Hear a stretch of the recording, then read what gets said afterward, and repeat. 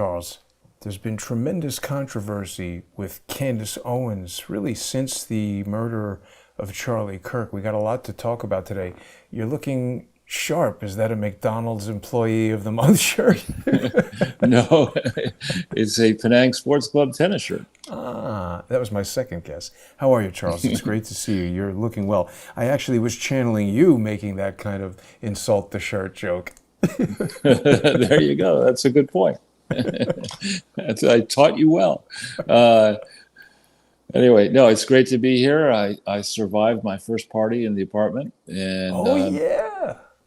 that was it was quite something. I mean, it's useful to try something like this. Now, fortunately, I've given lots of parties, and I have certain experience and rules of thumb. But the person I was working with suggested that people would really want to have virgin margaritas, and to make those, we had to make sure we had enough orange juice. So, by the count of we had three bartenders for 35 people, and only two caterers. So you can guess the emphasis. But so we bought 16 large, but things of orange juice, and I think I currently have 12 left, and I'm pretty sure I cannot drink that much orange juice even in the next, certainly not in the next month. But everyone had a good time, and most importantly, none of the furnishings were damaged, which often does happen. It was a great time. It was a lot of fun. I drew together people from my building, people who've been helping me out generally, and a lot of people from the Penang Sports Club, and they all had a good time with one another. It was good.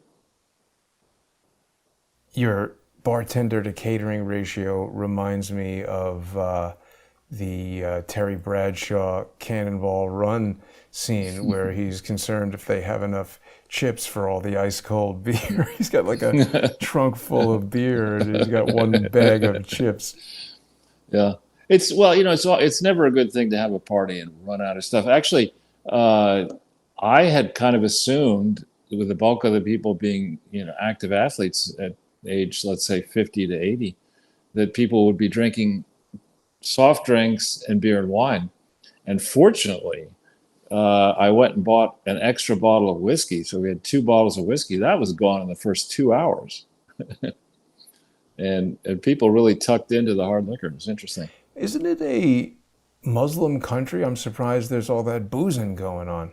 Well, yeah, it's an interesting country that is, you're right, majority Muslim, but Penang Island is more like majority Chinese, and the country Malaysia is very open-minded on those issues. So, provided you're not out there flaunting your drinking, there's no issue drinking in your apartment or in restaurants for that matter. Um, it's very Except that, welcoming, and actually, a lot of the Muslim people do drink.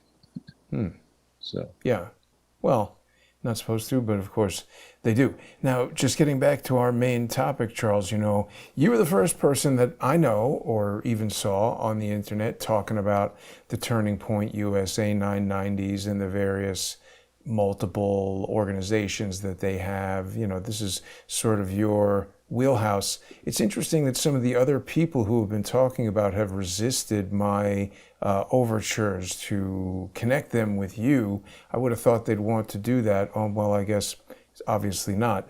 But we've got some new stuff to talk about tonight. The other thing that's interesting is, this is, you and I were talking about Blexit, which is this Candace Owens, former nonprofit that she recently claimed to have sold to Turning Point right, USA. Obviously, that's incorrect. You and I offline were talking about some of the incredibly weird timing of how she met her husband, right. George Farmer, and how that all coincided with the starting of various nonprofits. Now, we've had kind of like what would you call it, the re-emergence of this guy Milo, who was on Tucker Carlson as an expert in homosexuality. I don't even want to begin to think about what the qualifications are to be an expert in that, but I do believe he is one, and he made all kinds of outlandish accusations that we won't repeat here. Some of them ring true, to tell you the truth, but what are we going to talk about tonight, Charles?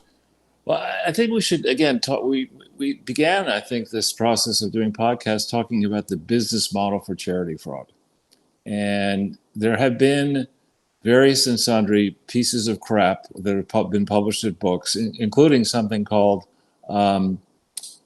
venture capitalism or philanthrocapitalism is a book that was published, which was trying to sing the storyline that it is possible to do both at the same time. Now, the book was written by a couple of authors I actually have met, who at least one of them is British, and maybe both of them are British. But there is no such thing as philanthrocapitalism. That's complete bullshit. At least as far as I read American law, if you're going to run a charity, then in theory, the IRS, when it wasn't gamed and controlled by people who were making money off charities, looked at the activities of the charity and tried to determine what tax-exempt purposes were being furthered through these activities. And there is this concept called inurement, which means the creation of advantages, private gain, through the operation of a charity. And that is strictly forbidden.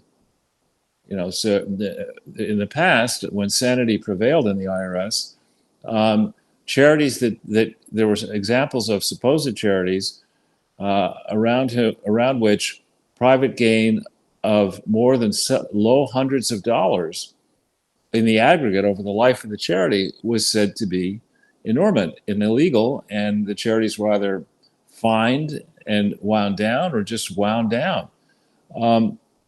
So when we think about the modern age, the post-internet age, or when everyone had cable-linked internet, high-speed internet, the potential for grifting, getting private advantages off of a demographic multiplied in this period, I would say from 2004 forward.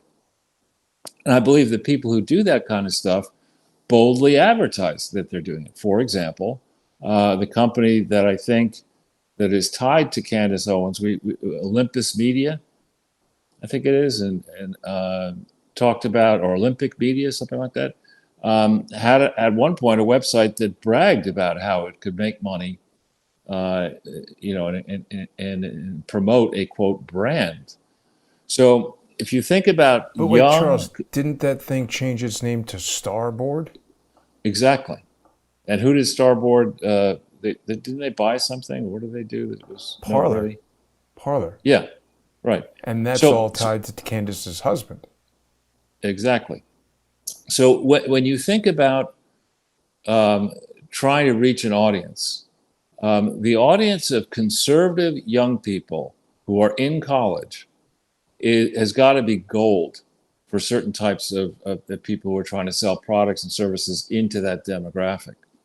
So each name that Turning Point signs up, each interaction that Turning Point or Candace or O'Keefe or the Schlapper or many of these other conservative linked organizations, each name that they get into a database, each contact point provides an opportunity for manufacturers, service providers, and distributors to make money off that name.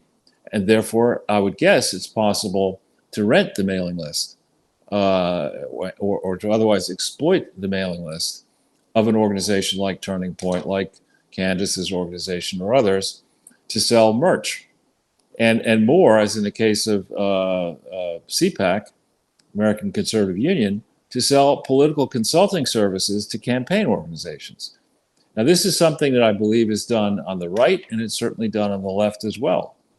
And it's something that should be just punished severely.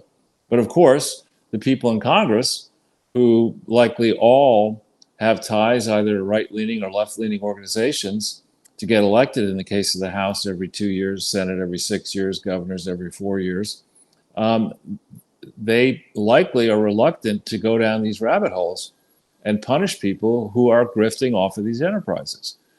Now, when we looked at Turning Point before, and again, my focus on all this is really the abnormalities and possible criminal activities of the supposed charities. I don't really care too much about the personal lives of these people. It's sad, of course, that Charlie Kirk is now dead and that his children will grow up without really ever knowing their father. Of course, that's sad. But when I looked initially into Turning Point, and I really didn't want to do it, and I think, I think we're probably going to have to look at all the right-leaning big charities, from the biggest down to, let's say, the 20 number 1 through 20 or 1 through 25. When I looked at Turning Point, I saw many of the same things that you see with the Clinton Foundation. You see organizations set up, supposed organizations set up, that sound very similar to one another. I mean, what's the difference between America's Turning Point and Turning Point USA? Why would you need two organizations for that? Why do you need an organization called Turning Point Endowment? Why did it make sense to marry up Turning Point, the 3 Turning Point charities, with, as Obama does, as the Clintons do, with action organizations? I don't like to see that. And then you start looking into the finances. When we first began this, the 990s for the 3 or 4 organizations for the year ending, I think it's June 30th, 2024, were not available. Now they are available. And they show, when you go back into the history, they show a very substantial increase in the activity of Turning Point USA.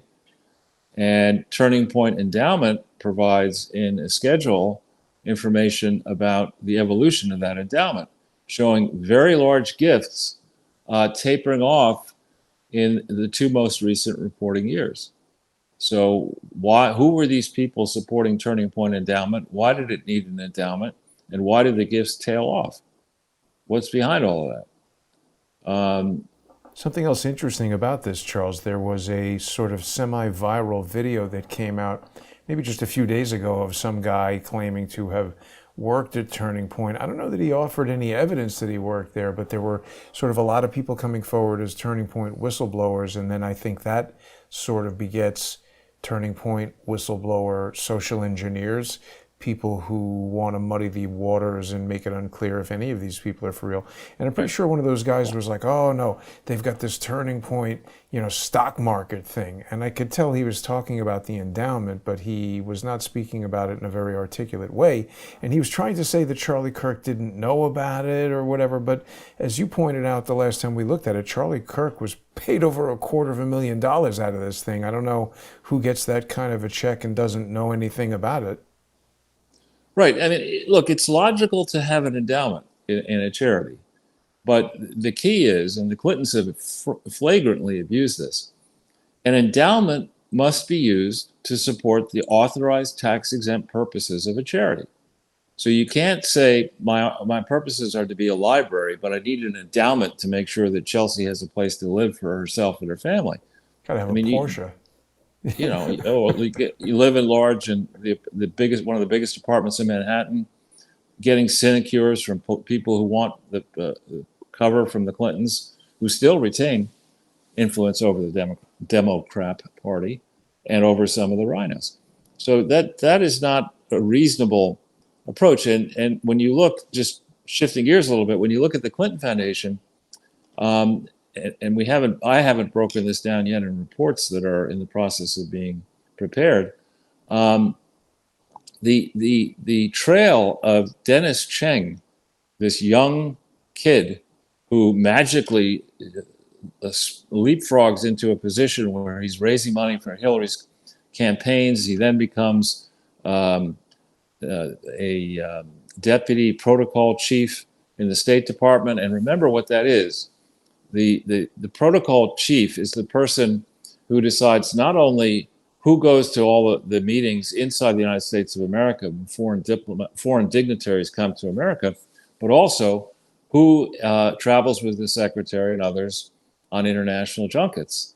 And in the course of doing all that work, you develop access to an amazing Rolodex of people, American and otherwise, who would be interested in getting on the right side of a future president of the United States, an historic future president of the United States who happens to be married or pretending to be married to a past president of the United States. So the notion that Dennis Cheng would come into possession of contact information with very wealthy and very powerful people around the world who wouldn't mind financing Hillary Clinton's presidential campaign or Barack Obama's reelection campaign is not a stupid idea. And so Dennis Chang has not gotten the appropriate amount of attention. He's paid a lot of money, according to the, by his own admission, he begins work in July of 2011 to work on the endowment for the Clinton Foundation. Of course, the Clinton Foundation doesn't technically exist at that point. It has no articles, has no bylaws. It's not filed properly anywhere in the world, explaining what it really is doing. He works very hard in 2011, half the year. He works very hard in 2012. Well, what's going on in 2012? Well, we've got to cover up Benghazi. Can't let that word get out, what really happened there, or Barack won't get reelected. And Barack has to finance a campaign against a very rich business guy, Mitt Romney, who has access to tons of money, as the Republicans do as well. So what is the possibility that Dennis Chang, in the guise of working for the Clinton Foundation, raising an endowment, was actually taking money to fund Barack Obama's reelection campaign in 2012? What makes this all the more puzzling is that despite the fact that Dennis Chang is working all year long on raising money for the endowment, there's no significant increase in the endowment. It remains in the very low, maybe $1.7 million or thereabouts at the end of 2012. So what the hell was Dennis Chang doing for 365 days? Stacking paper, Charles. He got close to $400,000 working there. Right. And, why did the Clinton Foundation need a secret office, which is not disclosed in the filings as it should be, down there on Water Street, where you and I, in 2017, one of our first sorties was to go down there and find that office. So when people on the left see people on the right doing sort of the same thing, which Turning Point may well be doing, then it just gives cover for all the grifters. And that's not what charity is supposed to be. Certainly not. And you think about it, in the private sector, when I was working at Dillon Read, we were told in 1980 to 1991, when I left, we were encouraged to stay in fancy hotels, to fly in business or first class or Concorde, because it was likely in doing so that you would run into people who could develop business for the firm. It was a relatively small expense compared to the multi-million-dollar fees we could make on an individual project. Now in the private sector, I know, because I have people still working in it, you're chiseled on every expense. People take the position now at some of these big firms, you can't deduct meals when you're traveling. Because if you were at home, you'd eat. Why should the firm pay for you to eat? Just because you're traveling. People are told not to fly business class, not to fly first class. They're told to stay in a quality inn. Whereas in charities, Bill and Hillary, and I suspect, sadly, people in the Turning Point orbit are flying around private, having the charity buy a fancy building for them. In the case of the Clinton Foundation, Bill states in his book, My Lies, My Life, that his foundation purchased a family property that was far away from Little Rock, but still in Arkansas, so that the staff of the foundation could have a place to have, parties and weekend retreats. That's ridiculous. It's not a tax-exempt purpose, and it's also something that should have been disclosed at the time, because in theory, Bill's claiming that he was controlling that foundation. That's something that's never actually been properly explained in any of the filings. So back on Turning Point, multiple suspicious names, a charitable purpose, which or a structure which is difficult to actually justify. I saw a podcast the other day, yesterday, I think, of somebody who was digging into this, and there was a statement made that Turning Point was opening, I think it was something like 50 chapters a day or some high number of chapters per day. And that person then went and looked and said, well, how many colleges are there in the United States, including community colleges? And that person claimed there were 3,700 and something. So, the notion that you're going to have this structure with a group of people in Indiana and a group of people in Arizona, all these chapters all over the place. In the case of, I think one of them, it might have been Turning Point Endowment. The amount of money spent on legal and accounting was very low. But what's the difference between a loosey-goosey organization targeting college kids and Black Lives Matter with all its chapters, many of which turned out not to actually be giving any money to any sort of charity? Legal and accounting is like $3,000, Charles. Yeah, that's in which one? Turning Point Endowment? Yeah. Yeah. And so who are the donors? And you look at the Schedule Bs for that one, and for others, it says in one name and it's restricted. So, I mean, it could just be that they just say in the thing you can't see that all donors are restricted. But who is this one donor? And we should be able, if it's the Mercer Family Foundation, for example, we should be able to get to the identity by going into ProPublica. Or actually, we could just go into ProPublica and search anywhere for Turning Point USA, or actually Turning Point Endowment. Maybe it would come up that way. Now, I'm one step ahead of you. One step ahead of you, Charles. There we go. Yeah. Only one? Well, on that. Bay Area Turning Point. That's interesting. What the hell is that? What we're looking for is who are the donors to Turning Point Endowment. So any name other than the Turning Point. Right. Well, it looks like Turning Point USA is showing up a lot on that. America's Turning Point, that Turning Point, Bay Area Turning Point, America's Turning Point. This is all their other things. So, I mean, shuffling money, unknown organization. That's interesting. Well, let's look at that one. It's like, look at me over here. Name my charity unknown organization. Keep it on the DL. Fidelity Investments Charitable Gift Fund.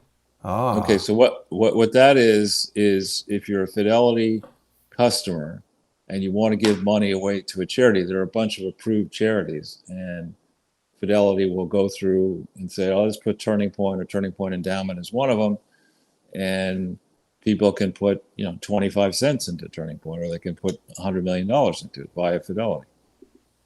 But now, wait a minute. How come it's not showing us anything here? Schedule. Here, 990. So here's Fidelity Investments. Let me get the whole thing and we'll look at it. Yeah, it's going to have, in the grant section, it's going to have a very long list of donors on which Turning Point might be listed. But, when you look at this and you see warning signs for, let's say, don't want to say fraud, but warning signs for abuse, you've got to ask yourself. I mean, there's I think on Turning Point, there's somebody who is runs a law firm that's involved with not-for-profits, and I think the same is true. I think that same person might have been involved with Blexit. Now, going back to what you said, Candace, I did watch a number of her recent podcasts and things like that, and it's really clickbait. I've got something. We're working on it now. It's going to come. It's explosive. This Schedule I, it's like truncated or something. It's not coming up. Yeah, it's probably too big.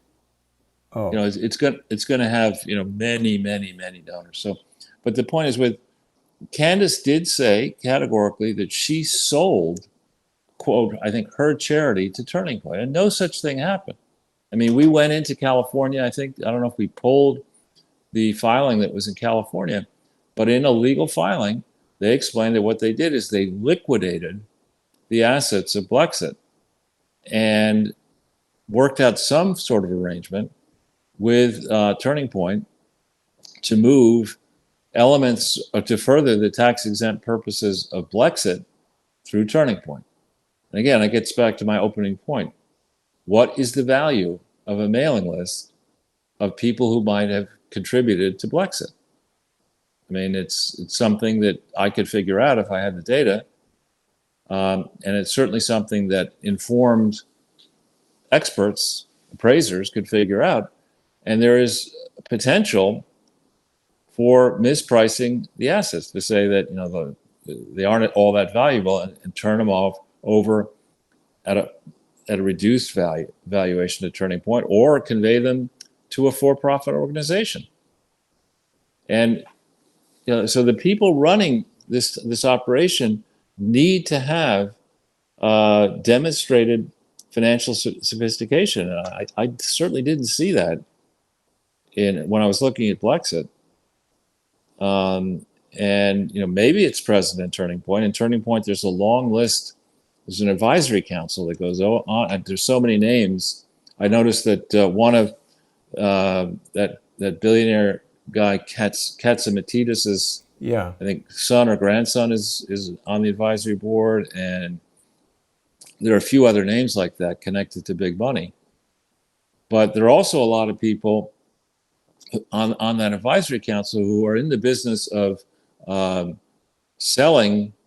providing services to the group of people who will be attending these Turning Point conferences, or otherwise involved with these Turning Point conferences. Then there are a whole bunch of vendors making a lot of money on either event coordination, event operation, and or marketing, multi-million-dollar contracts.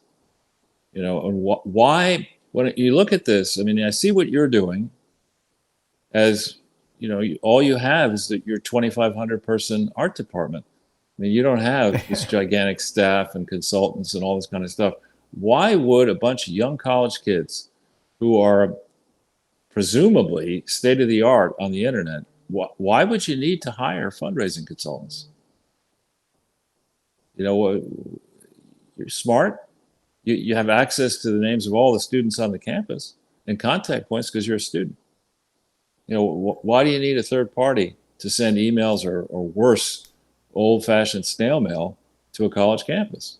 Good way to funnel the cash someplace else. Charles, let's do this. We're going to need to continue this deep dive. This thing from Fidelity Investments gift is not coming up, but we'll continue this in the First Amendment Forum. People are going to be able to follow us there by going to crowdsourcethetruth.substack.com and subscribing, or on subscribestar.com or patreon.com/crowdsourcethetruth. Of course, people who follow me on X at JG_CSTT, you're going to get the sponsor exclusive content on there as well. Thanks for tuning in.